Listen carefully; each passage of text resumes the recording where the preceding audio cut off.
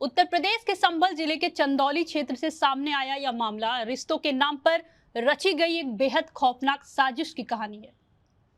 पति को पत्नी पे शक था, इसकी पोल ना खुल जाए इसलिए पत्नी ने अपने ही पति की हत्या की साजिश कर डाली। हालांकि ये मामला पूरी तरह से खुल भी नहीं पाता, लेकिन हाथ में बने एक टैटू ने इस मामले को पूरी तरह खोल के रख दिया। ये मुस्कान और सोनम सबसे तेज निकली।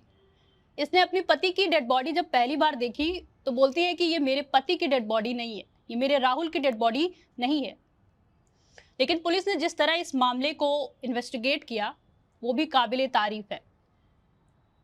जहां जूते का कारोबार करने वाले राहुल, जो एक सामान्य पारिवारिक जीवन जी रहे थे और जिनके घर में एक पत्नी, 2 बच्चे, आमतौर पर यह परिवार हंसता खेलता परिवार दिख रहा था। 1 साल पहले इनका जमीन का झगड़ा हुआ था और उसी झगड़े में रूबी ने अपने 2 दोस्तों को बुलवाया था। कहा कि ये दोनों मेरे भाई हैं और फिर इनका घर में आना जाना लगातार लगा रहता था। 18 नवंबर को राहुल अचानक लापता हो जाते हैं। उनकी पत्नी रूबी 24 नवंबर को मिसिंग रिपोर्ट दर्ज कराती हैं थाने में। लेकिन 12 और 13 दिसंबर को पुलिस को अलग अलग जगहों से एक शव के टुकड़े मिलते हैं जिनकी पहचान बेहद मुश्किल थी।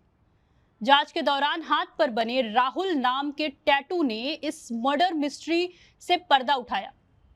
पुलिस ने जब रूबी को मोर्चरी बुलाकर शव की पहचान कराई तो सबसे पहले तो वो डर गई।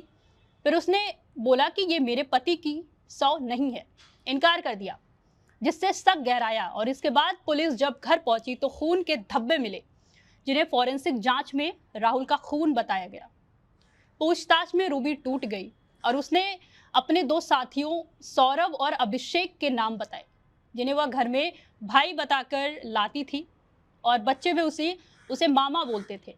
पुलिस ने तीनों को हिरासत में लेकर जब आमने सामने से पूछताछ की तो उन्होंने कबूल किया कि 18 नवंबर की रात राहुल को नशीली दवा देकर बेहोश किया गया।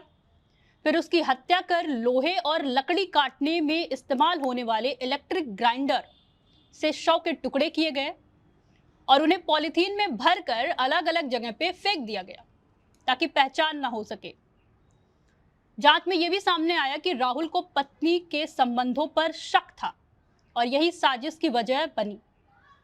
मामले में सबसे चौंकाने वाली बात तब सामने आई जब राहुल की बेटी ने बताया कि उसे पिता की हत्या की जानकारी थी, लेकिन मां की धमकी के डर की वजह से वह चुप थी। उत्तर प्रदेश पुलिस के अनुसार यह मामला पूरी तरह सुलझा लिया गया है। चार्जशीट की तैयारी चल रही है और जल्द ही आरोपियों को अदालत में पेश किया जाएगा। यह मामला सिर्फ एक हत्या नहीं है बल्कि समाज के लिए एक सख्त चेतावनी है कि रिश्तों में झूठ, अविश्वास और संवाद की कमी किस तरह एक पूरे परिवार को बर्बाद करके रख देता है, तबाह करके रख देता है। घर में संवाद, ओपननेस और प्यार बढ़ाएं। धन्यवाद। फिर मिलेंगे एक नई कहानी के साथ। नमस्कार, मैं हूं महक। देखते रहिए अनादि टीवी यूपी। धन्यवाद।